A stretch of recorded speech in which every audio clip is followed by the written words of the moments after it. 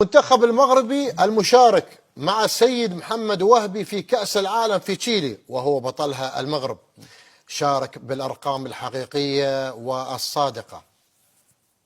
ومعروفة طبعا الجامعة الملكية المغربية تعمل من أجل المغرب والمنتخبات الوطنية. أرقام صحيحة. عبد الله الكعبي تربطه علاقة مع بعض اللاعبين، تربطني علاقة مع بعض اللاعبين، لعيبة صغار، والله لعيبة صغار.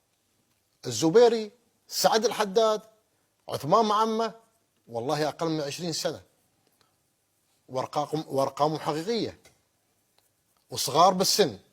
اللي عايش في إيطاليا، اللي عايش في بلجيكا، اللي عايش في هالدول، اللي عايش في البرتغال، الزبيري.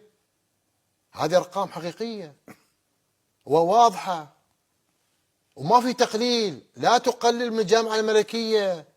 أنت افتخر بهذا المنتخب العربي اللي ماخذ بطل العالم، لا تشكك فيه ولا تحاربه بالأساس. عمل إداري محترم من السيد فوزي لقجع والجامعة الملكية المغربية. أنت مين تتكلم عن المغرب بالأساس؟ هذه الإنجازات تتكلم عنها، لا عبد الله الكعبي ولا أنت الكابتن أو المحلل. أنا ما أقيم عمل الجامعة الملكية المغربية أو العمل المنتخبات المغربية، هي العمل اللي يتكلم عن نفسه بالضبط. هو مش تقليل. لا تتكلم بالأرقام إذا ما عندك المعلومة.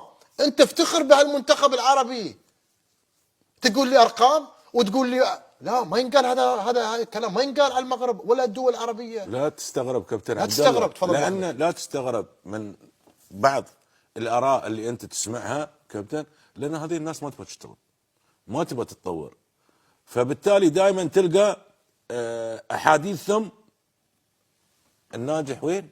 أنا بروح وبقلل من إنجازاته.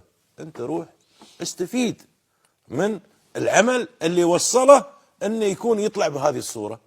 شو عمل؟ شو سوى؟ كيف اشتغل؟